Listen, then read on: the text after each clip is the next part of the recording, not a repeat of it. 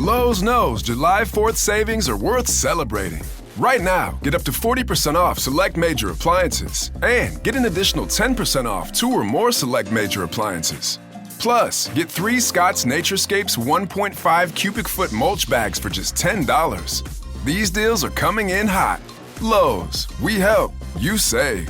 Valid through 7/9. Selection varies by location. While supplies last. See Lowe's.com for more details. Excludes Alaska and Hawaii. So I wanted, before we get started, to let everyone know that I have a new podcast out, and it's called Meditations. If you like the Meditations segment of this current podcast, you'll like the Meditations podcast. It's nothing but 20 minutes of meditative sounds. And now, on with the podcast. Americans love scenery. We want to see it all, from one coast to the next, Mount Rushmore down to the Everglades. So hop into a Chevy Malibu and take the scenic route. It's the car you knew America could build. There's a place where people count on friendships they can trace back generations, where they can count on the same stool at the coffee shop waiting for them every morning. This place is called Glen Ellen, and you can find it in every bottle of Glen Ellen wine. This is craft brewed Herman Joseph's, the smoothest, easiest drinking specialty beer in the entire solar system.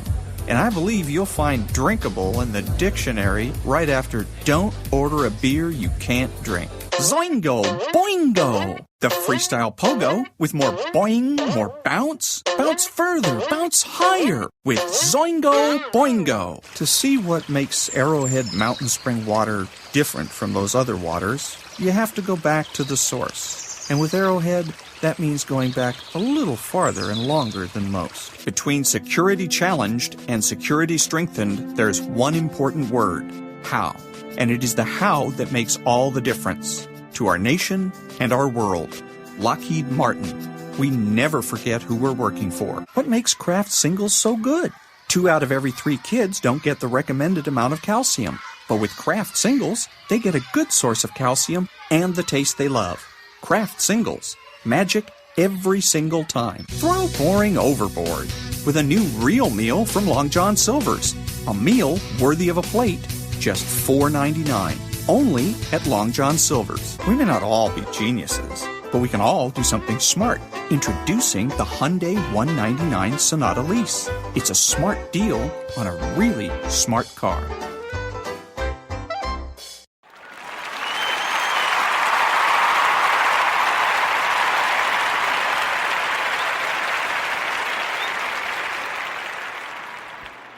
I asked my friend's little girl what she wanted to be when she grows up. She said she wanted to be the President of the United States. Both of her parents, liberal Democrats, were standing there. So I asked her, if you were president, what would be the first thing you would do? Well, she replied, I'd give food and houses to all the homeless people. Her parents beamed.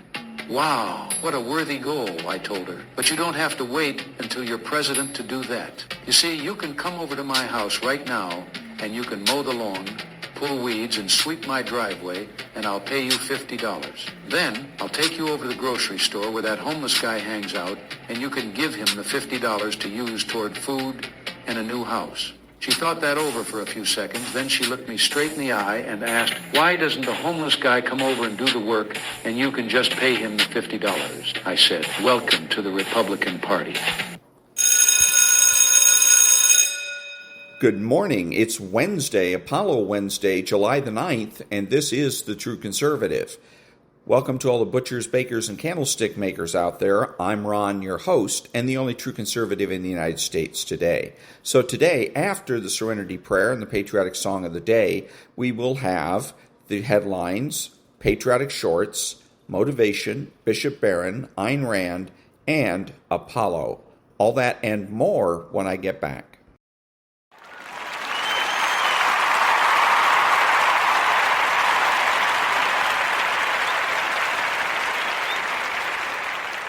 God, grant me the serenity to accept the things I should not change, the courage to change the things I should, and the wisdom to know the difference. Amen.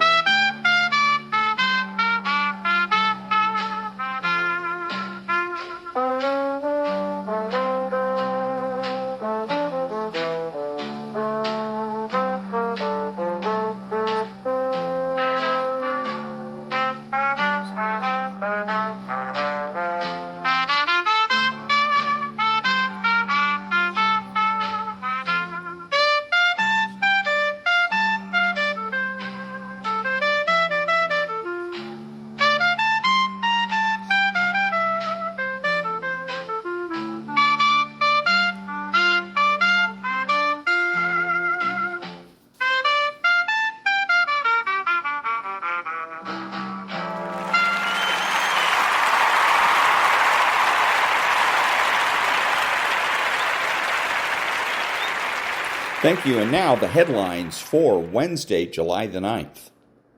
Just in, since President Trump took office, native-born employment has increased by 2 million, while foreign-born employment has declined by over 500,000. Breaking. In a groundbreaking operation named Operation Dragon Eye, Florida authorities rescued 60 children from sex traffickers, marking the largest such operation in U.S. history. LA must remove 9,800 encampments, but are homeless people getting housed? Breaking. A man just arrested for threatening to kill President Trump, Pam Bondi, and Stephen Miller. Greece has suspended all migrant asylum applications. And those are the headlines for Wednesday, July the 9th.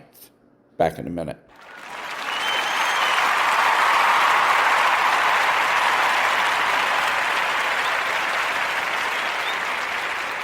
Thank you. Now, the political corner. When it comes to children, it doesn't matter who their parents voted for. What matters is that they're children. At the fact that they deserve to be safe. The fact that they deserve to be rescued. The fact that they are going through a natural disaster. The fact that you turn this into politics is bullshit. And I'm telling you this right fucking now. If any of you are following me on this goddamn app and agree with these sons of bitches that want to turn it into political stances, into racial stances, fuck you. Because children are the most precious thing on the fucking planet. The kids are off and will be forever off limits. And he said it better than I could. That's from the account Tony at TonyX2 or at Tony times 2 on Twitter. And that's the political corner. Back in a minute.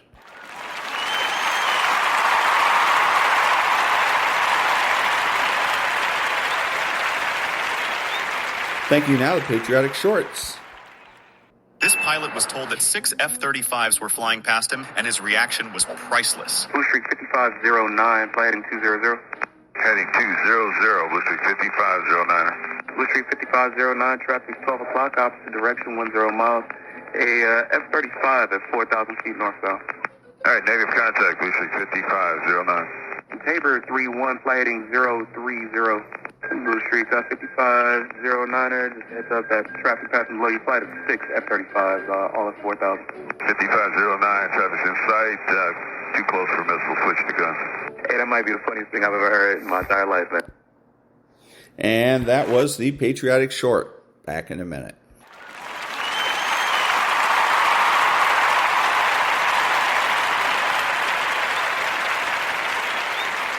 Thank you. Now, a little bit of motivation.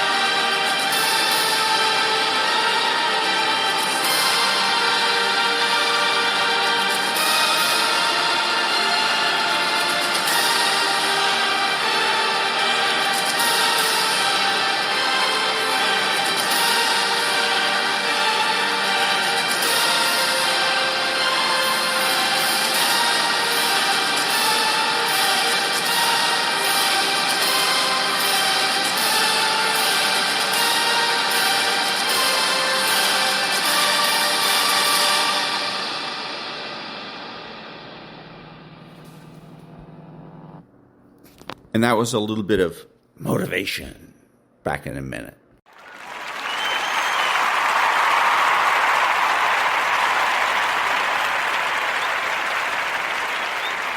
Thank you. And now, a little meditation.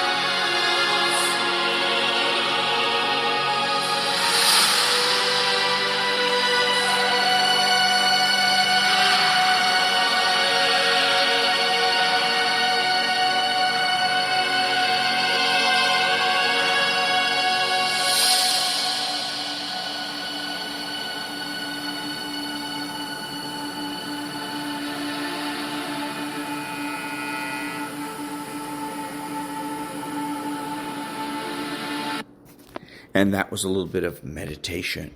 Back in a minute.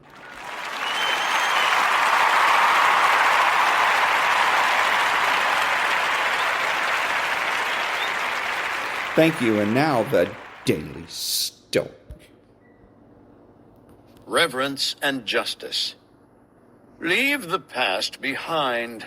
Let the grand design take care of the future, and instead only rightly guide the present to reverence and justice. Reverence so that you'll love what you've been allotted, for nature brought you both to each other. Justice so that you'll speak the truth freely and without evasion, and so that you'll act only as the law and value of things require. Marcus Aurelius, Meditations 12.1. And that was the Daily Stoic. And now, His Excellency Bishop Robert Barron. The Lord says to you, what do you want? I'll give it to you. I promise. I'll give it to you. What would you ask for? A nicer car? Or Lord, you clear up these disputes in my family? Or Lord, make them like me better? Or Lord, make me more successful in my job? Don't ask for that. It's all trivial nonsense. Ask for Christ. Lord, I want you. I want a wise and discerning heart, so that now I will know what to do with anything, listen, that I might have or not have. So if I've got a wise and discerning heart, well, then I'll know what to do with the wealth that I have if I get that wealth. I'll know what to do with power if it comes to me. I'll know what to do when people honor me. I'll know how to use that for God's purpose. But if I don't have Christ, all those things will turn on me and destroy me. Take that to the bank, everybody. That is a basic spiritual truth. And that was His Excellency Bishop Robert Barron. And now, the Ayn Rand thought of the day. Quote, the present state of our culture may be gauged by the extent to which principles have vanished from public discussion, reducing our cultural atmosphere to the sordid, petty senselessness of a bickering family that haggles over trivial concretes, while betraying all its major values, selling out its future for some spurious advantage of the moment, unquote. And that was Ayn Rand from the chapter The Anatomy of Compromise and the book Capitalism, the Unknown Ideal. Back in a minute.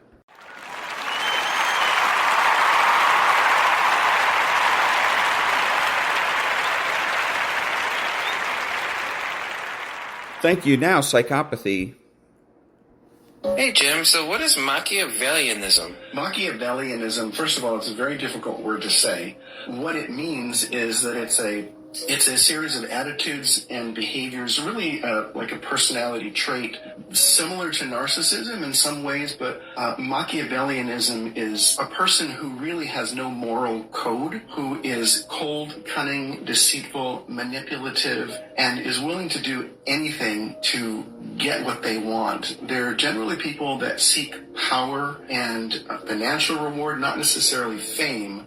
You often see this in politicians, and I think that's something we actually have seen around the world in the last few years, is that kind of cold, calculating planning. They delay instant gratification, but basically they're just deceitful, cold, cunning, cloak and dagger. And that was psychopathy. Back in a minute.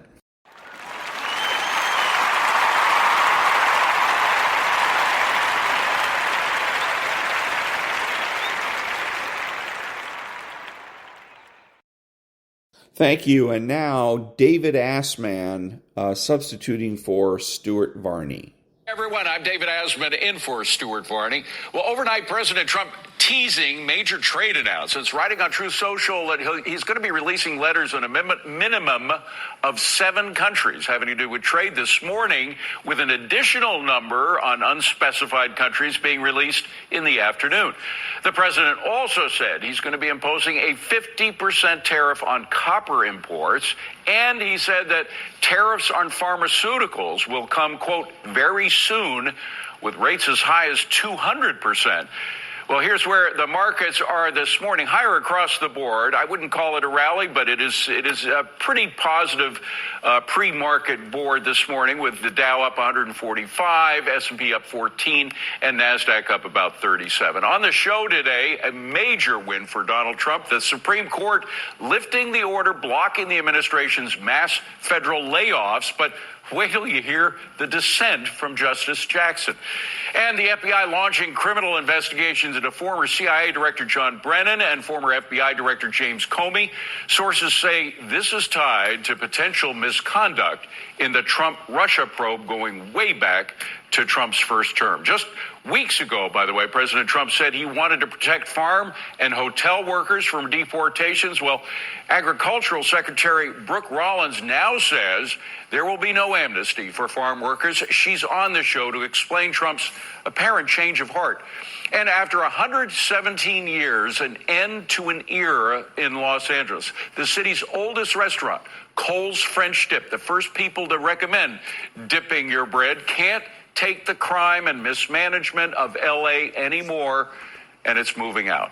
Wednesday, July 9th, 2025. And that was David Assman subbing for Stuart Varney on Varney and Company. Non-profit news now. Back in a minute.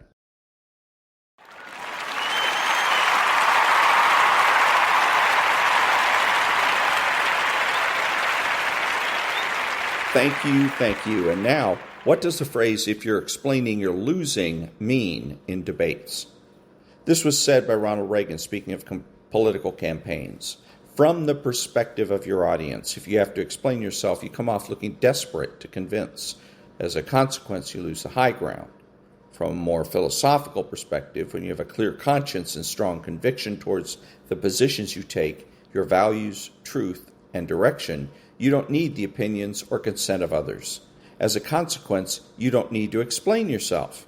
However, if you yourself are not convinced of the validity and truth of your position, or you can't fully justify your choices, then you continue to expel words in an attempt to create the illusion of certainty. Back in a minute.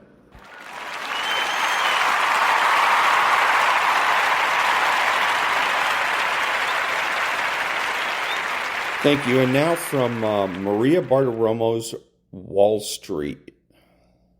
Go back 18 months to when President Biden was 18 months ago. We were looking at a 300,000 plus number of immigrants coming in just 1 month. Last month, we had zero. To go from 300,000 immigrants coming in a month. Now, I married an immigrant. I brought my immigrant stepson here from Nicaragua. So I love immigrants. I love immigrants who come through the right way, who work hard to get their green card, work hard to become citizens. And work is the effective word there. They don't come for the gimmies, the stuff that Democratic cities and states are giving them in terms of Medicaid and cash bonuses, even debit cards. What they come for is work. Those people we need. And one thing that President Trump wanted to do Okay, so that's good right there. So this guy, I'm playing this because you can fear. He comes out and he says, basically, thank God that we have Trump here and that the border crossings have subsided, that they're down to nothing from 300,000. But then he qualifies his statement. Oh, by the way, I married an immigrant and I brought her immigrant son over. Don't hate me. So again, fear. He shouldn't have done that. He should have just gone ahead and said, because everybody's entitled to speak. Everybody, whether you like what they have to say or not. So if he wants to say, thank God that we've shut down illegal immigration in this country, he shouldn't have to qualify it.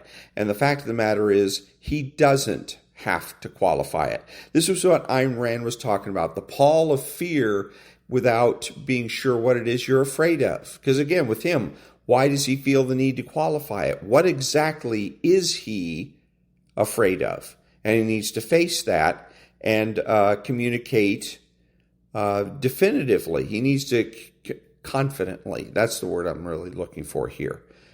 And when you start qualifying your statements all the time, qualify everything, it sounds like you're apologizing. You're always, I'm glad that illegal immigration is down, but I'm sorry that I feel that way. I'm sorry if that makes you mad.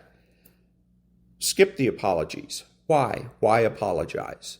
It's not necessary. It's not necessary to be afraid. It's not necessary to apologize for your opinion. Back in a minute.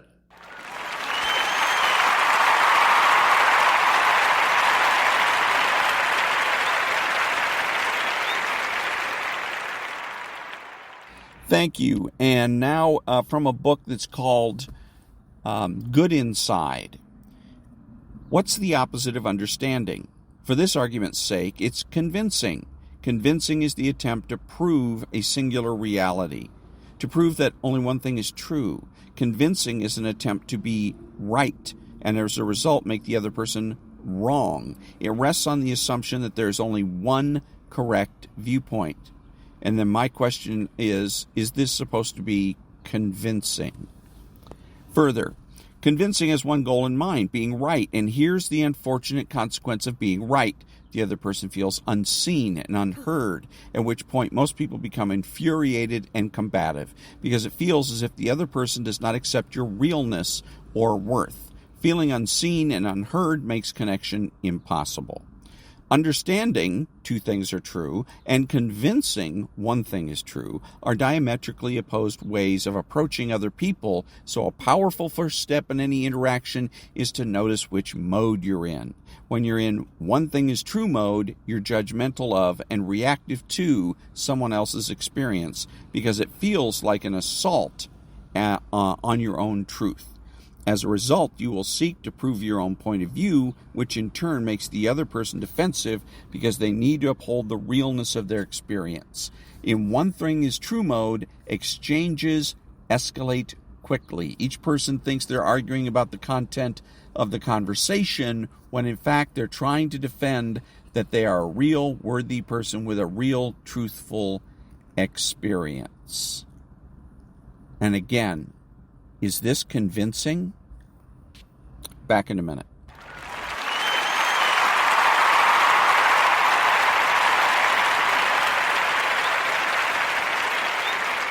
Thank you, Maria Bartiromo. And I want to play the beginning of this interview that she's doing with a CEO. Is the CEO of UBS, Sergio Armati, who runs the largest wealth manager in the world, $4.3 trillion plus $1.7 trillion in assets under management. It is great to see you. Thank you for having me. Thank you so much for being here, Sergio. And we want to talk to you about your business, the scale that you have, and what you're seeing from record highs in the stock market, money moving across the world. How would you assess the macro story and the money movement today? Still very solid. I think that despite the very big geopolitical challenges we are facing and the uncertainties around the economy, we still see a lot of growth here in the U.S., particularly where, of course, with more than 1,000 new millionaires created every year, we have a fantastic opportunity. But also when I look across the board in Asia, wealth creation is still a big theme. Of course, we are not seeing so much of the monetization of stakes. The capital markets are not as active at the moment, but in general, very good supporting trends that are coming on top of the secular need for savings and wealth, successions also, which is a big topic for us. So the question to ask yourself whenever you're listening to an interview, but particularly this one, is the interviewer, in this case Maria Bartiromo, is she approaching this interview from the standpoint of a journalist? Is she asking questions in order to elicit responses from the interviewee that will provide information, hopefully essential information for the viewers? Or is the interviewer asking questions from the standpoint of a psychologist or perhaps an interrogator? And here we have a situation where it's more along the lines of I would say, a psychologist. It's more analytical, it's more motivational than it is designed to be informative.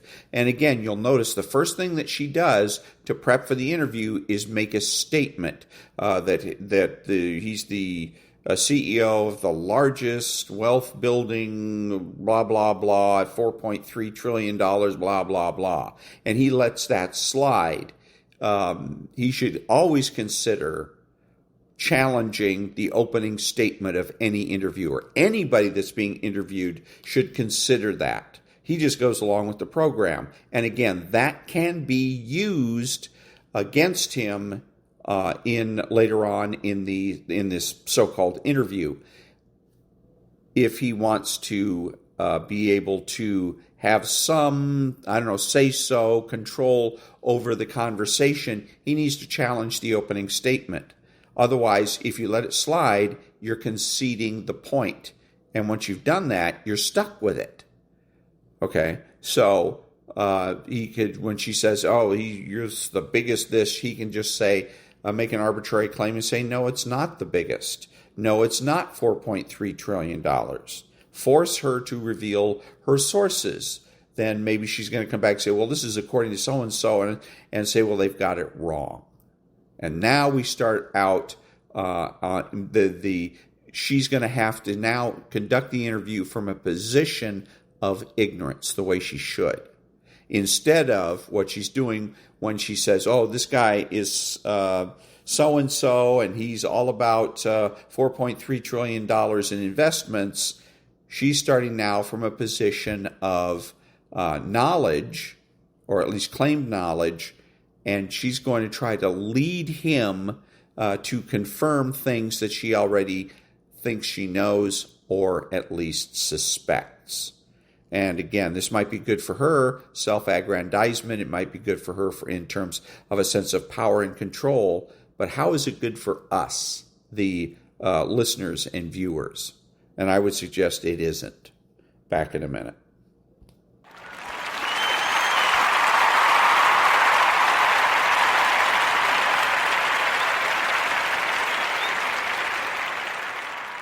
Thank you. Now the preamble to the Declaration of Independence. We hold these truths to be self-evident, that all men are created equal, that they are endowed by their Creator with certain unalienable rights, that among these are life, liberty, and the pursuit of happiness, that to secure these rights, governments are instituted among men, deriving their just powers from the consent of the governed, that whenever any form of government becomes destructive of these ends, it is the right of the people to alter or to abolish it, and to institute new government, laying its foundation on such principles and organizing its powers in such form as to them shall seem most likely to affect their safety and happiness. Back in a minute.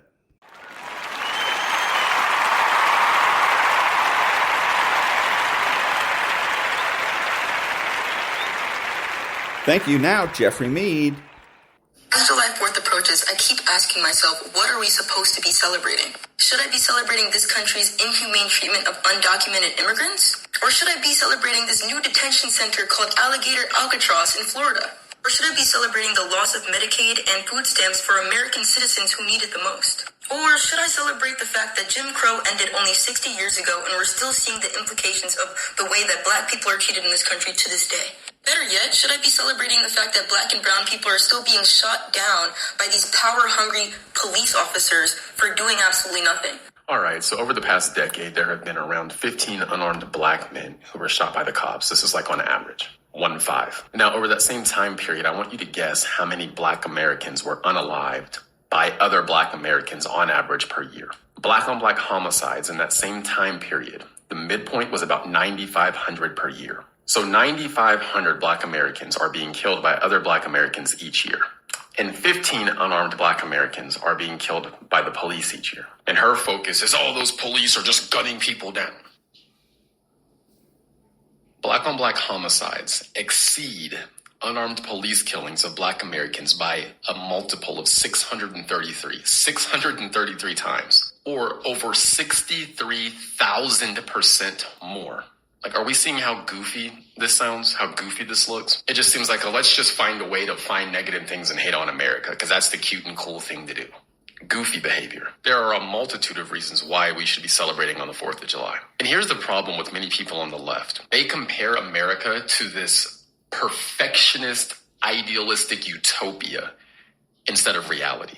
And it's stupid. One reason we should be proud is we have the largest economy on the planet. Yes, it's okay to win, and you should be proud of winning. The next is we have the most powerful military on the planet. Again, it's okay to be a winner. We should be proud of winning. Next, we're a medical innovation leader. Medical innovation literally saves lives.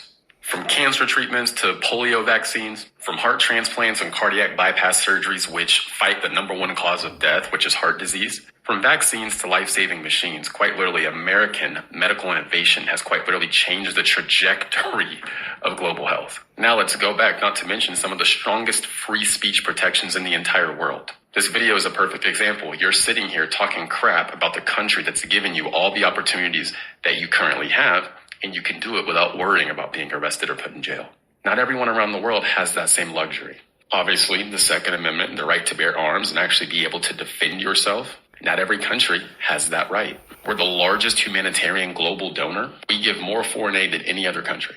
Food, medicine, disaster relief, etc. We give more than anybody else. On top of that, the United States provides jobs for people outside of its borders more than any other country on the planet. Millions of families around the world rely on U.S. companies for stable incomes to support their families. Americans also give more to charity per capita than any other nation on the planet.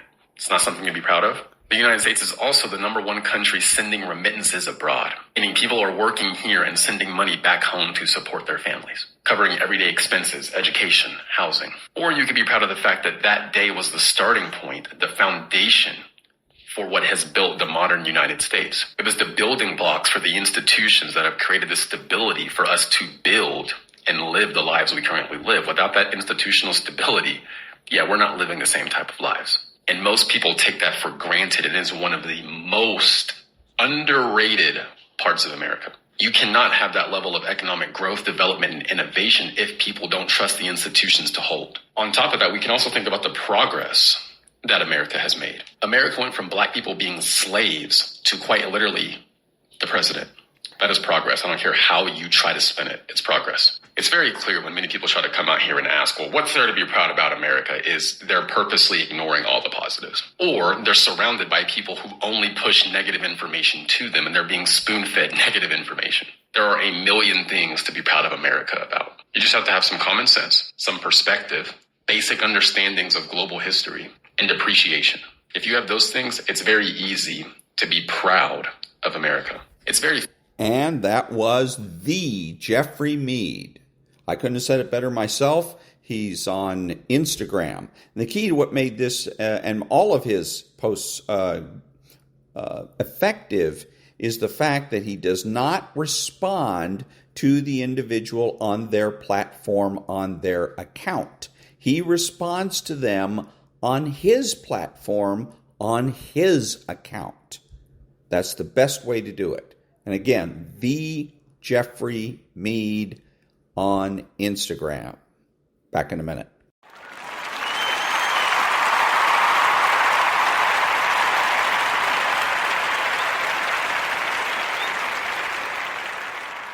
Thank you. Now, Mr. Sanchez.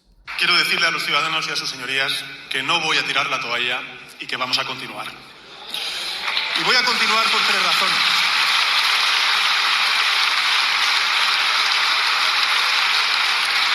Voy a continuar por tres razones. La primera de ellas es porque soy un político limpio, que desconocía las corruptelas en las que Ábalos y Cerdán pudieran estar inmersos. Sé que en estos casos es lógicamente difícil no creer, o mejor dicho, es más difícil no creer que creer. Y entiendo que haya ciudadanos y ciudadanas que tengan dudas sobre lo que sabía y lo que no, pero yo no las tengo. Y por eso voy a defender la integridad del proyecto político que tengo el honor de liderar. En segundo lugar, señorías, voy a continuar porque aspiro a recuperar la confianza de los grupos parlamentarios que de una u otra manera han venido apoyando la acción del Gobierno desde el inicio de esta legislatura. Sé, señorías, que no están siendo días fáciles para esos grupos parlamentarios que apoyaron mi investidura como presidente del Gobierno.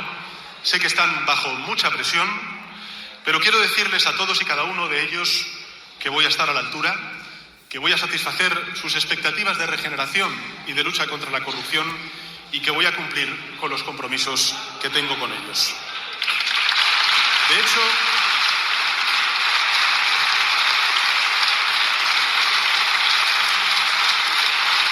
esa es en parte la tercera razón por la que no tiraré la toalla, porque el proyecto político que tengo el honor de representar desde hace 7 años va mucho más allá de mi persona. Y aún... And that was Mr. Sanchez. Back in a minute.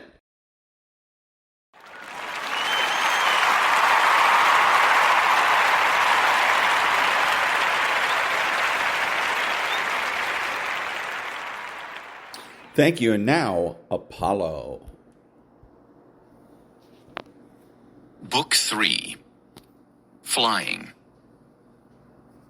Here, men from the planet Earth first set foot upon the moon, July 1969 AD.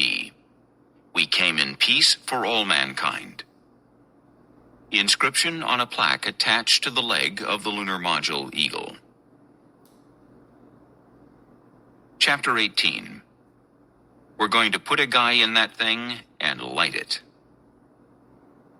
In the fall of 1962, when Rice University gave NASA 1,000 acres of saltgrass pastures south of Houston to build the Manned Spacecraft Center, some of the university trustees thought that manned spaceflight might not last. A clause was inserted in the deed specifying that if spaceflight fizzled, Rice could reclaim the facilities. Because the Manned Spacecraft Center, MSC, was designed with this contingency in mind, NASA built a facility that was neat, innocuous, and gave no hint as to its purpose. Langley had its wind tunnels, Marshall had its massive test stand, the Cape had the VAB and the towering launch complexes. MSC had 36 buildings, squares and rectangles of glass and white textured concrete, scattered around the perimeter of a central green with 3 irregularly shaped duck ponds. At the time the manned Apollo flights began in 1968, the trees were still scrawny saplings and the grass was patchy, burned to a dust brown during the long summer. Day to day, most of the work of MSC was as undramatic as its surroundings. In the center's tallest structure, Building 2, at the end of the boulevard leading into MSC, Gilruth, Faget, Lowe, and the center's other senior officials worked in their suites on the upper floors, holding meetings, leafing through reports from the contractors, examining their huge chart of task schedules, and dictating memoranda. Their staffs were scattered among the other buildings at drafting tables and computer terminals, carrying out the prosaic tasks that go into running a space program. On launch day, everything changed. Once the Saturn V cleared the top of the umbilical tower, control of the mission shifted from the Cape to Houston. From that moment until splashdown, the sustained drama of an Apollo mission was played out at MSC, for it was at MSC that flight operations made its home. 1. Flight operations was not born effective, Glyn Lunny reminisced. It became effective. Back in 1959, when the Space Task Group was first struggling to put the program together, nothing was yet standard operating procedure. We accept this control center and operations mode that we have now, said Glyn Lunny, who was part of the operations division from the Space Task Group's first day. But the truth is, it easily could have evolved in any number of other ways, and it could easily have been a failure. In the beginning, preparing for Mercury, it wasn't clear how much operations would have to do. In the flight testing of aircraft, which was the closest analog, the grounds role consisted of getting the airplane into the best possible mechanical condition, spelling out the day's test objectives for the pilot, and retrieving the data from the instrumentation after the plane landed. During the flight itself, the people on the ground talked to the pilot and kept track of where he was, but little beyond that. Thus, when the Operations Division at the Space Task Group began thinking in early 1959 about what their job really was, the possibilities were vague and open-ended. Because none of Mercury's systems was actually operated from the ground, many from the NACA envisioned a flight test operation that would check out the capsule before launch and then let the astronaut do the rest. It didn't make sense to acquire a lot of real-time data on the ground if nobody was going to do anything with it. And yet it didn't seem adequate to stand on the ground with just a voice link to see how things were going. The operations people at Langley began groping toward another more ambitious understanding of their role. I don't know how to describe it exactly, Lenny recalled, but we began to realize that, hey, we're going to fly this thing around the world, and then a number of things began to emerge. There was already the matter of range safety, for example. If you were launching an unmanned rocket from the Cape, you had range safety limits. If the telemetry told you that the rocket was outside the safety limits, you blew it up before it descended on downtown Cocoa Beach. The Space Task Group people began to conceive of similar kinds of limits that protected not the range or the population of the Cape, but rather the man inside the spacecraft. Thinking about them quickly led the Operations Division to realize that, whatever these limits were, they would keep changing during the mission. For the first few minutes after launch, the capsule would have its escape rocket. Then the escape rocket would be jettisoned and a new set of procedures would come into play. A new concept that focused on the alternative ways of getting the astronaut back at different points in the mission began to emerge. This was the concept of the abort mode. We began to realize there were some things we could make decisions about, Lunny continued, like, was the capsule in orbit or not? If not, we had to decide when to fire the rocket so it would land in a safe place. How you knew it was in orbit was a big problem at the time. Now we just say, you're go for orbit. But then we didn't know how the hell to do that, or didn't know if we could do it fast enough or with enough accuracy.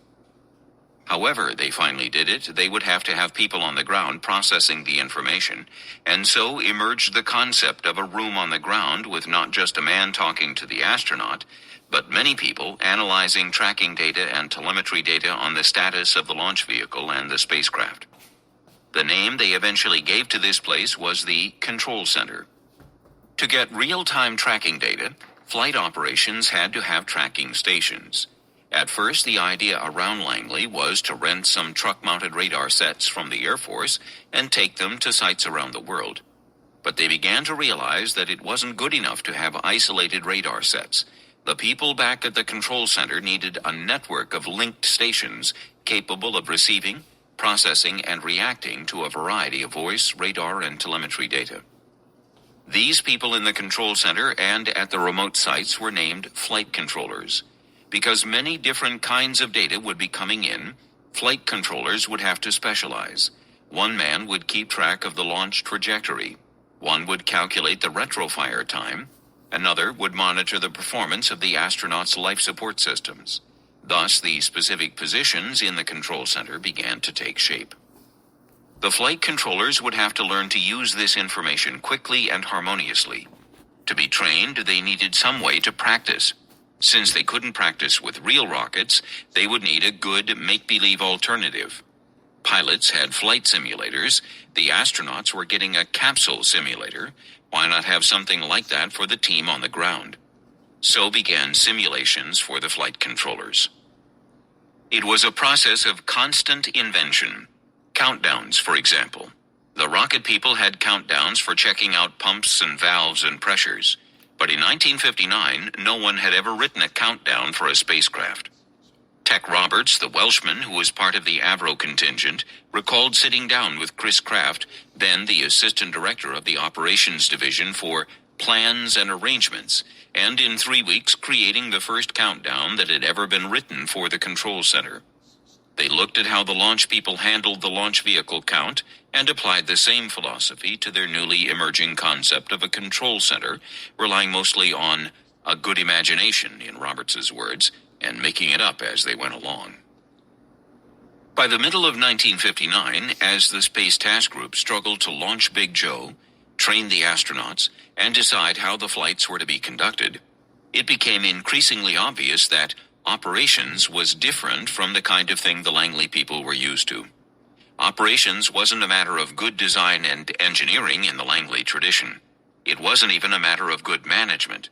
What operations needed, in the words of a Space Task Group member, was a very tough kind of a guy who's good at getting things flown, used to dealing with pilots, used to the rough and tumble that goes with making a flight program work, making it safe, and not taking any horseshit. The Space Task Group also needed someone who could contend with the Air Force. Given the slightest opening, the Air Force, which was making life miserable for Scott Simpkinson's team crammed into half of Hangar S down at the Cape, would be more than happy to take over manned spaceflight. Somehow, Project Mercury needed to develop a close working relationship with the Air Force and at the same time avoid getting pushed around or perhaps even out. Abe Silverstein decided to call in reinforcements. And that was Chapter 18 and Chapter 18 Part 1 of Apollo by Charles Murray and Catherine Bly Cox. Back in a minute.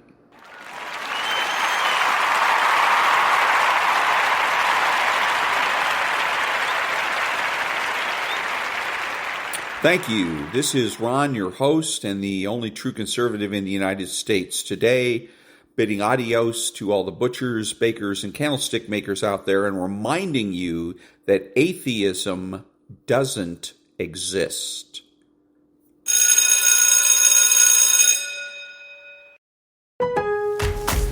Lowe's knows July 4th savings are worth celebrating. Right now, get up to 40% off select major appliances and get an additional 10% off 2 or more select major appliances. Plus, get 3 Scott's Naturescapes 1.5 cubic foot mulch bags for just $10. These deals are coming in hot. Lowe's, we help, you save. Valid through 7/9. Selection varies by location. While supplies last. See Lowe's.com for more details. Excludes Alaska and Hawaii.